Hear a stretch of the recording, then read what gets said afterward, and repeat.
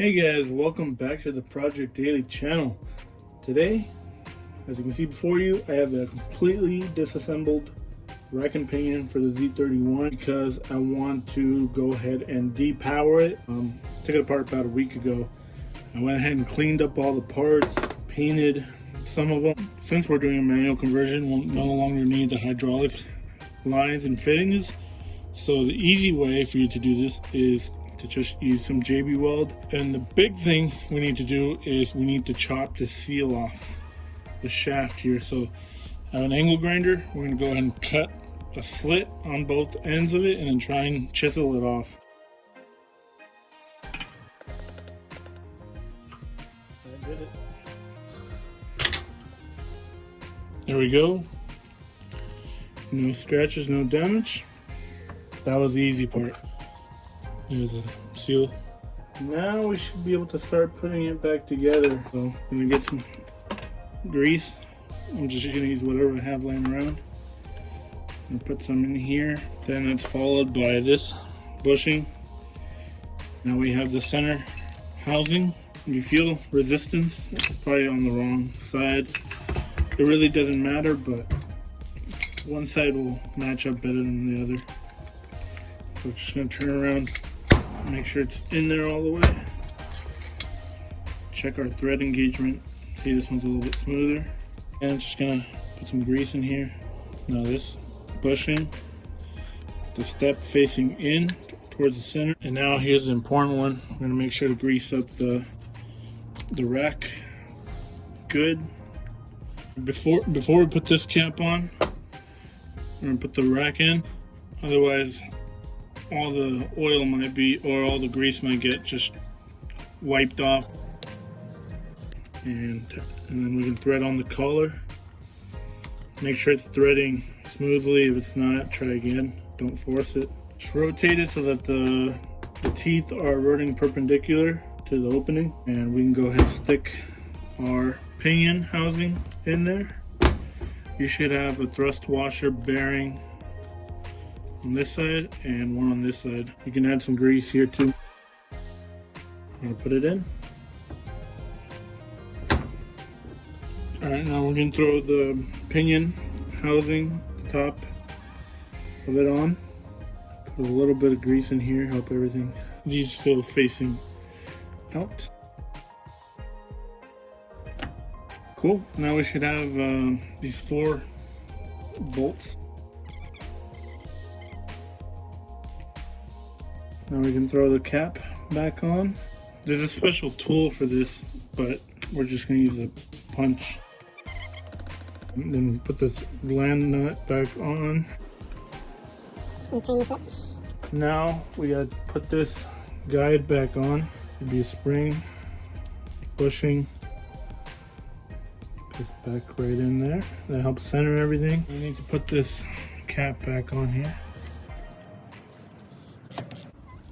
Don't have to tighten this all the way, because remember we are just tightening the spring, so just snug it up. If you do it too tight, then you have too much tension. You can feel when it starts to get too tight, and then we'll back off. Turn it half. We can put the lock collar on. This will keep it from backing out. Once you got that locked in, make sure to test it. Make sure you can still fairly easily push the rack in and out. If you did it too tight, this will be very difficult. Same thing with the top. Test this one before you put this one in. Make sure you can still pretty easily push the rack. One of the final steps, and tap these collars tight. Light tap. That's all it needs, really. You don't want to over tighten those, you'll damage them. The last thing we need to do is attach our inner tie rods. So we're gonna go ahead and thread these on. And then we're gonna grab a flathead or a punch, and we're gonna bend in these pieces at the end here. These are what keeps it from accidentally backing out.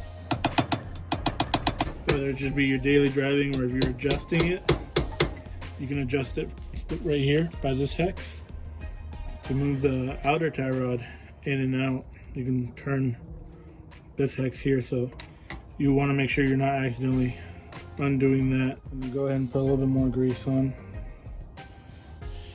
And then we're going to put our brand new bellows on. There we go. Alright, now that we got them on, last step is to put on the zip ties that were provided in this case. You can also use a chicken wire or a race tie down wire. And I suppose these zip ties are fine. And a little one for the bottom, trim off the tails. Make sure to cut them at a 60-degree angle so they can cut you later. Alright, and then there is one last step technically, and that is to put the vacuum line from this end to the other end on the bellow. And that's to help equalize the air pressure inside, so that this doesn't balloon up or that it doesn't like suction on it. You know, it doesn't it's not super necessary. You can keep it open. You will be sucking dust or whatever through it. Eventually it'll build up to be enough that it could be abrasive and help, and it could wear on your part. So I'm gonna do that later on when I get some. Alrighty guys, I hope you found this video helpful on how to depower your rack and pinion for the Z31. I didn't show the disassembly because I had no idea what I was doing for the most part, and I hope that showing you how to put it back together will help you figure out how it comes apart. Putting it back together is always the harder part, so if you know how to do that, taking it apart should be no problem at all. And yeah, I just gotta go put this back on the car, put some new bushings on, and we're all good, all set to go. Thank you for watching guys, stay tuned and take care.